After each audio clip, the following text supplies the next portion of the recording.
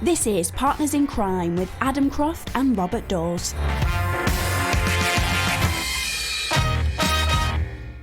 Hello, welcome to Partners in Crime. A slightly different look today.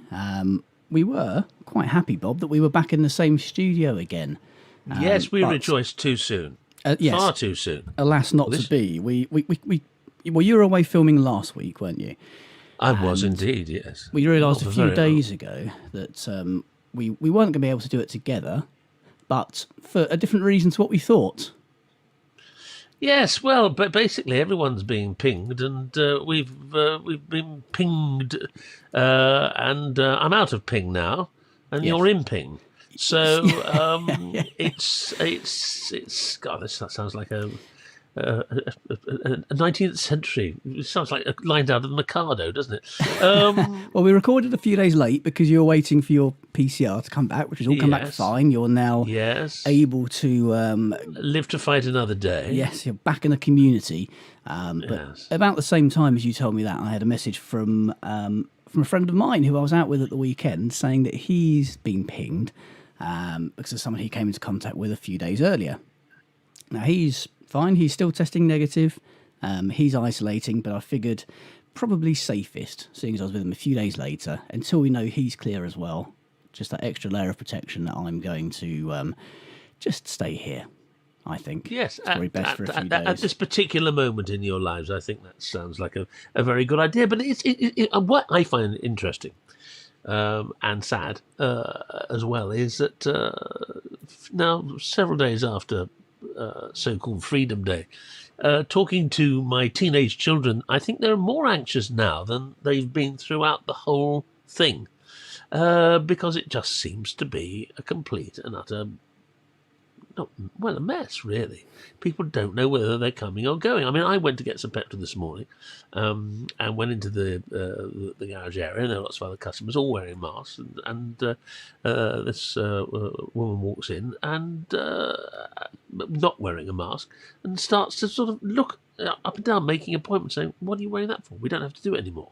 And I went, well, it's a choice. You know, it has become a choice. Now, the government have stopped saying we have to do something, and therefore we have the choice to either protect ourselves or not protect ourselves by way of mask or vaccine or whatever.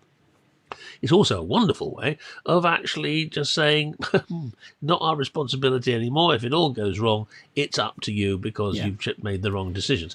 But in the meantime, our children, who have suffered pretty heavily, I think, over the last 18 months, live in fear now. They don't know what to do. They don't know whether to do this or whether to do that or where to go. I know it's not an easy thing. Of course it's not an easy thing. It's a huge challenge, and things change daily with different variants coming in, but something's gone seriously wrong somewhere. I find it quite handy, anyone though. seems to... The mask's been optional but encouraged thing. I find that really, really handy. I'll tell you why. Because the masks are there to protect other people. And they give you a bit of protection while you're wearing one, a little bit, but they're mainly there to protect the other people around you. Yeah. So if you see somebody now that it's optional to take care of people around you and to think of other people other than yourself, it's beautiful. It's like having a massive flashing beacon on top of the head. Here are the human beings that you don't want to interact with. I think it's brilliant. It's almost like an ID card for idiots. Well, I met one this morning, if you could call it meeting. I don't know. It just beggars belief, really. But anyway, here we are, and we're not alone in the world. I mean, we're certainly high on the list of places that people don't want to come and visit. And I know from my own professional point of view that it's incredibly difficult. We've had music closures this week. The arts are in all sorts of things. The government's now taking away 50% of subsidy from arts degrees. That's certainly drama, music, archaeology as well is in that as well. All sorts of the creative arts are taking a pounding at the hands of this government, and you can't help but think that this is some sort of culture war being carried out. In fact, that is exactly what is seeming to be seems to be happening. But there we are. It's a tough time to be in the arts. It is. That's all I'll say. And we're both in the arts in our own particular way. We're considered non-essential, and maybe we are. I don't think we are, but I wouldn't think that, would I? So there we are. There we go. I'll clear that come front back. out. So That's anyway, not COVID, by the way. I think we need to pick it up from the depths of COVID and governments and goodness knows what else, and get on with some nice crime fiction, because that's what people are tuned in to listen to. Well, go for it. I was going to crack on with talking about the weather next. I thought that's the other thing that we always focus on that we haven't done, have we? And how can we not? How's the weather been with you? Probably about the same as it's been with you, 500 yards up the road, I imagine. But yeah, it's been. Well, I say it's been glorious. It's been extraordinarily warm. For those listeners who aren't in the UK, who perhaps haven't visited, we are not set up for heat. Our houses are very much designed to keep heat in and to not let anything out whatsoever. So yeah, I think most people, even if they visit the UK, say that whatever our temperatures are, you can add about 5-10 degrees on to get what it actually feels like, because it's the humidity. It is the humidity. This morning my watch was saying it was 96% humidity this morning. It's like being in the tropics. I just can't work. You don't have that wonderful dry Mediterranean heat where you can actually sort of get about. But, the thing is, again, we're looking at other situations. Look at California, the forest fires. Look at the other side of the world, the forest fires in Russia. I mean, if we did that, we wouldn't be able to moan, Bob. And we're British. That's what we do. We complain. It's too cold, it's too wet, it's too hot. It's too snowy. Exactly, yeah. There were hailstones. We would, as anyone who listens regularly to Partners in Crime, God bless you, will know we love talking about the weather, and I think perhaps we ought to stop now in this stifling heat. Oh, it's the mosquitoes. Yeah, let's start. I'm going to start straight in with it is Lovers of Bosch. The Michael Connolly creation, whose books we have recommended many times on Partners in Crime, may also have followed the highly successful series Bosch, which has been around for 10 years now. And series 7, I should say, is going out worldwide at the moment, and it is rumoured to be the last. There's a very interesting article posted by Andy D on Killing Times here about Bosch 7, and I'm going to take some parts out of it and read it to you. Bosch takes a bow. And so, here we are. After 7 seasons, Bosch has finally come to an end. It's always a strange feeling when a beloved show concludes. Some do prematurely, leaving plot lines left tantalizingly untold. Others overstay their welcome to eventually become a parody of their former virtues. Depending on your outlook, the departure of Bosch may feel like a little from both columns. But you can't deny the popularity the show had leading up to this concluding season, although rumours of its demise may have been greatly exaggerated. Well, Andy D knows more than we do. It's almost been a decade since the show first launched on Amazon's Prime, and Bosch has ran on long enough to see the digital entertainment industry evolve around it at an unprecedented rate. Back in 2014, the major streaming platforms had such a paucity of original content that they parlayed this disparity into allowing any series they owned considerable slack to run past their natural lifespan. Nowadays, the range of choice and provider is so vast, and the window of viewer attention so narrow, that shows are oftentimes cancelled before they've even finished airing their debut season. It's become a ruthless mix of metrics and memberships that will ultimately seal a show's fate. And it makes you wonder how a series as slow-burning as Bosch would fare if it had been made its debut now. Certainly, its early years, Bosch was considered a headline act for Amazon and marketed accordingly. Now it feels like it's bottom of the playbill, and I actually struggle to find its presence on the Prime's home page. That's not to say any less of a show despite its demotion over time. While Prime might have experimented with new acquaintances in the years since Bosch has remained the faithful partner. And it's a show that I've always enjoyed. I've always thought it was absolutely very well created. It wasn't unduly flash. It got on with its job of a strong police procedural, and it is sad to see it go, actually, because if you read the books and you watch the television series, Titus Welliver, who is the actor who has portrayed Bosch over this period of time, really has become the face of the Bosch that Michael Connolly writes so wonderfully in the books, which begs a question which I will ask in a few minutes when I've just finished this last paragraph. Keep that on hold. In this new era of streaming, it's unlikely we'll see something on the scale of Bosch again. An odd happenstance of impeccable writing, acting and directing that rarely occurs, and already it feels like a relic of a previous time where this type of creativity was allowed space to breathe. Bosch is a testament to the deceptive simplicity of how a good story can be elevated to greatness with a formula of bringing the right people together at the right time. And that formula arguably created the best modern police procedural of the last 20 years.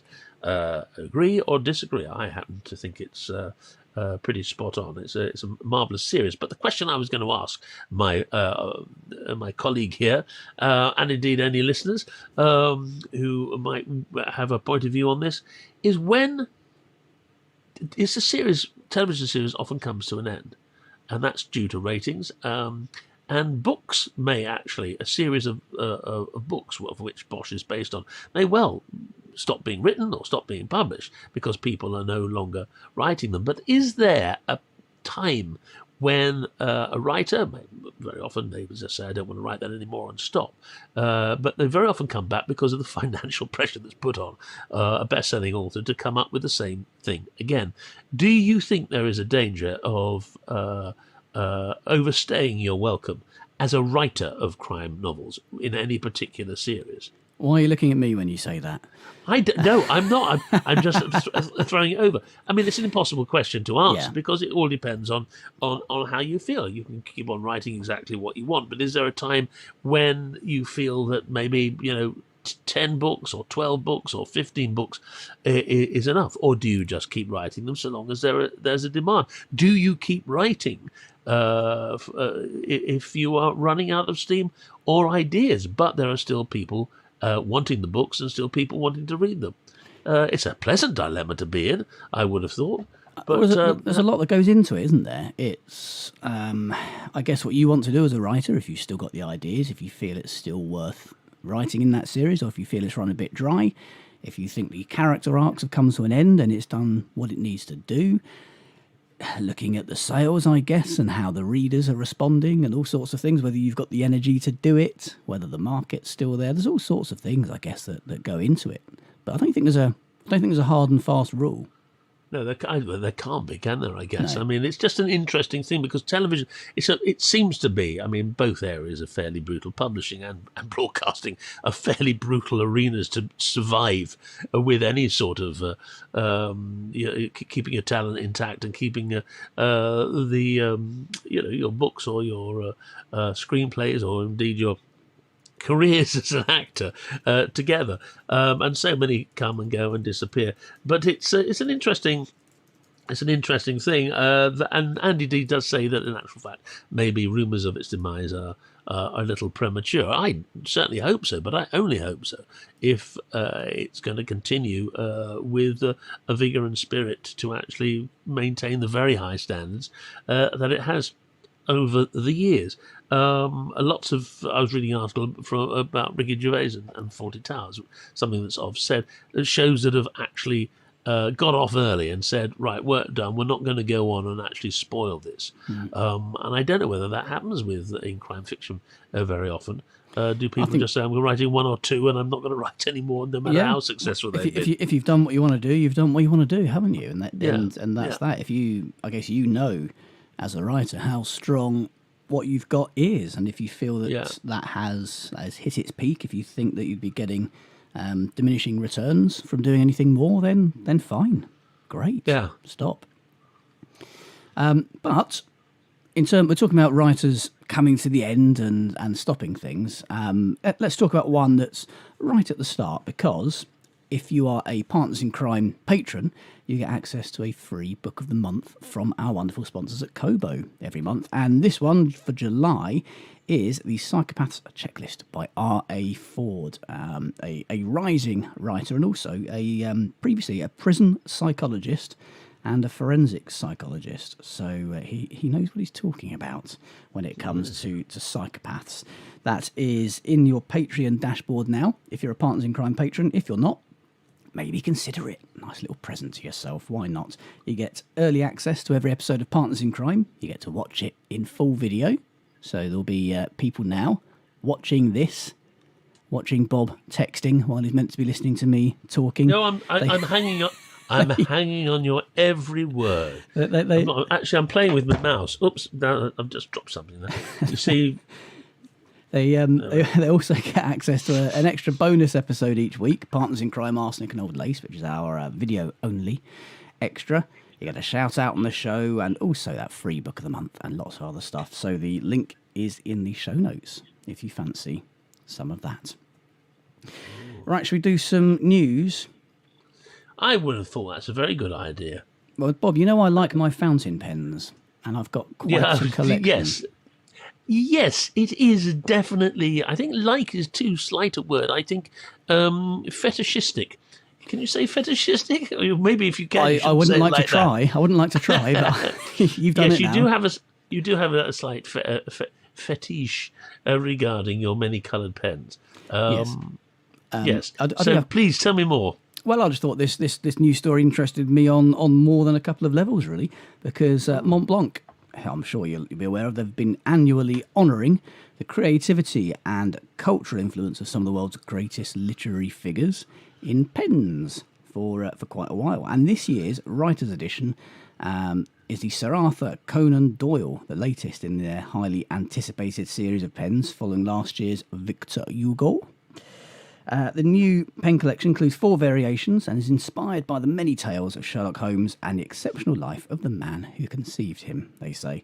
The clip on each of the editions is shaped like a magnifying glass, and the author's likeness is engraved on every nib in each of the 4 editions that comprise the collection, accompanied by a special story element from the theme of that edition.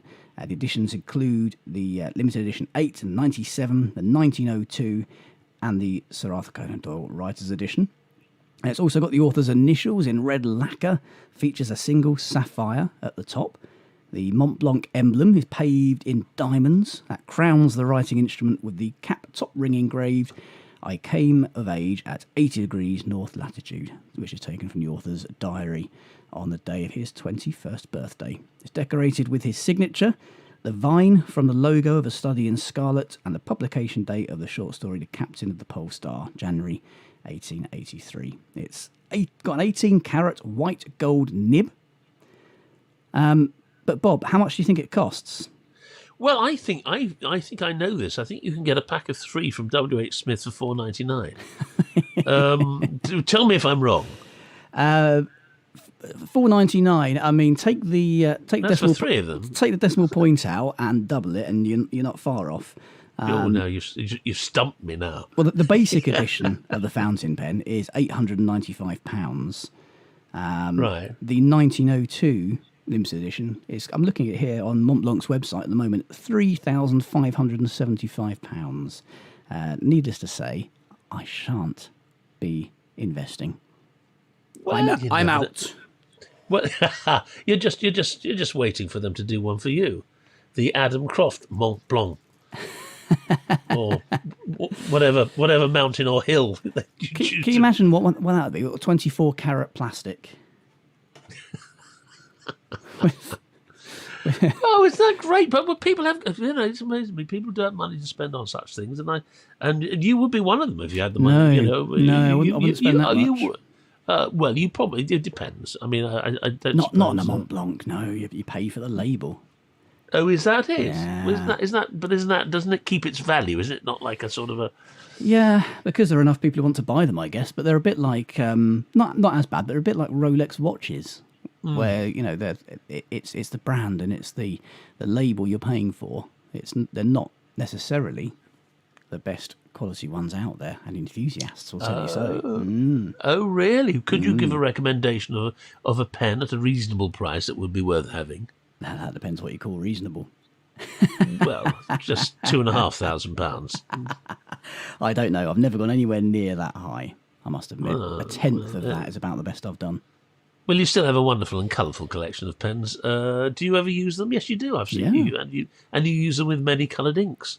Yeah, of course, you've got to keep using them because, otherwise they dry out. So I've got about 30 in a display case up there, in a display cabinet. So do you get up in the morning and say, right, it's Tuesday morning. It's not Tuesday morning, by the way, but it's a Tuesday morning, and I'm going to have a good old fountain pen workout. Well, yeah, I just use them for everything. My handwriting's atrocious, so it's made much better with a decent pen that slows you down.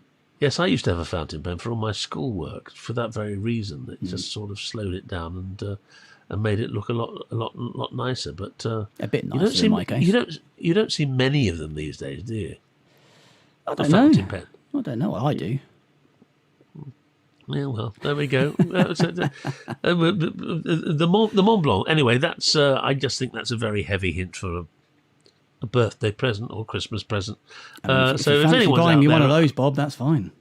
Well, I certainly don't know, but I'll get you a Bic, a nice Bic biro, in green. But if anyone out there fancies buying a £3,500 Montblanc fountain pen for Adam Cross, please let us know. Email us at Partners in Crime, the Montblanc Croft Appeal. Yeah, maybe I should do a GoFundMe or something. Yeah, GoFundMe. I mean, listen, I think the chances of that happening are slight. I think you've got more chance of actually climbing to the top of Mont Blanc than you have of actually getting a £3,500 fountain pen. Such is life. Right, well, I'm going to give a recommendation now for an audiobook from Kobo. Is Bobo's Audiobooko of the week? Yes, Bobo's Kobo Audiobooko of the weeko. I can't believe I like the way just make a theme there. There are 4 words. Yeah. 3 of them didn't have an O on the end anyway, but you thought you'd just introduce it as a theme. Just well spotted, because most of those words in that sentence do not normally have an O at the end of them. So you've been absolutely well done for actually spotting that inconsistency. Well done, Adam Crofto. Right. The Cottage is an audiobook, but from an original novel, which is also available on Kobo, of The Cottage by Lisa Stone. It is narrated by Jessica Whittaker and comes very strongly recommended. Here's a little synopsis. The gripping new thriller with a difference from internationally best-selling author Lisa Stone. An isolated cottage. After losing her job and boyfriend, Jan Hamlin is in desperate need of a fresh start. So she jumps at the chance to rent a secluded cottage on the edge of Coleshaw Woods. A tap on the window. Very quickly, though, things take a dark turn. At night, Jan hears strange noises and faint taps at the window. Something or someone is out there. A forest that hides many secrets. Jan refuses to be scared off, but whoever is outside isn't going away, and it soon becomes clear that the nightmare is only just beginning. What readers are saying about The Cottage, couldn't put it down. A book with twists and turns, breathtaking, has you on the edge of your seat. Well, of course it would, and especially in an audio presentation, as I say, read by Jessica Whittaker. So if you're looking to something to put on the long journey, wherever you're going on your staycation, well, if it's a staycation, you're not going very far, you're keeping the car in the drive or parked outside. But if you are deciding to pop around the UK or wherever you're popping around under these strange circumstances, why not take The Cottage with you by Lisa Stone? Sounds like a rather thrilling listen. Yeah, and while you're out, don't get pinged. No, don't get pinged. But, Yes. but That's going to be... Is that your new book? Is that your new Adam Cross new thriller? The Ping. Yes, don't get pinged. What happened when Alice Fletterley was pinged? She had no idea that the ping would change her life. A new page-turning bestseller by Adam Crofto. Yeah. Don't call me, I'll call you. Yeah, okay. It was just a flight of fancy. But while you're at Kobo, while you're getting that wonderful audiobook, The Cottage, why not pick up a couple of ebooks as well? Because we are sponsored by Kobo, and as a listener's partners in crime, you can get a massive 90% off of your first ebook purchase from Kobo. How much? 90%. 90 whole percenters. Just enter the promo code CRIME at the checkout, and if you've already claimed that code, you can follow the link in the show notes, and you can find a whole long list of eligible books that will give you 40% off of all future purchases for life using the promo code PARTNERS, which is all wonderful and nice, isn't it? Well, you know what? I just think it's one of the best offers I've ever heard, really. If only Montblanc pens did exactly the same sort of thing. 90% off one of those, yeah. Yeah, 90% off one of those would still be very expensive. It'd still be 350 quid for the big one, yeah. Yeah, but you'd be tempted, wouldn't you? Come on, admit it. You'd be tempted. No. No, really? Oh, I don't know whether I entirely believe you on that particular point. Anyway, I'll see if I can get you an Amped Hill pen. That would be a good thing. Yes, that would be good. The Amped Hill pen, plastic tipped, outrageous orange ink, instantly disposable, and certainly not fit for purpose. Does it narrow in the centre? Well, of course it will narrow in the centre, as all good Amped Hill pens do. Yes, so there we are. We've just created a new pen to award to writers of note throughout the world.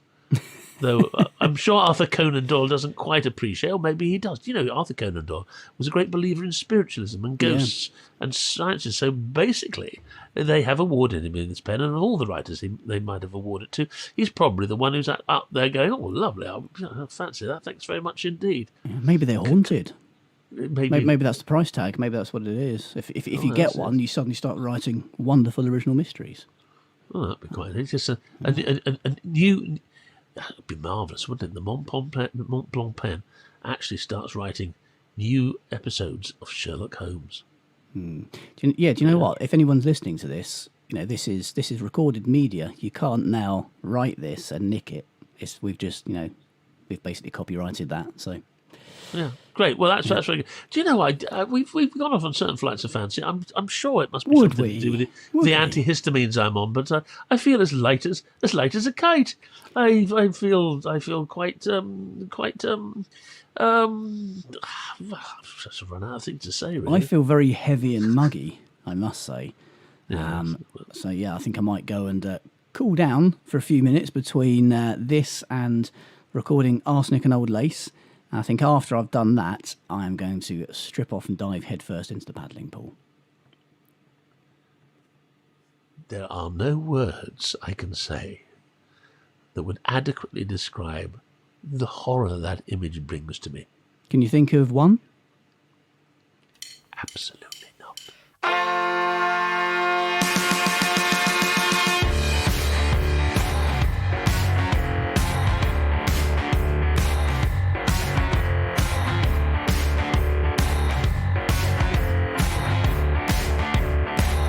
Partners in Crime was presented by Adam Croft and Robert Daws and produced by Adam Croft. The theme tune was by the Caesareans. The Partners in Crime logo and imagery were designed by Stuart Beisch. Partners in Crime is sponsored by Kobo, your favourite local bookshop, perfected.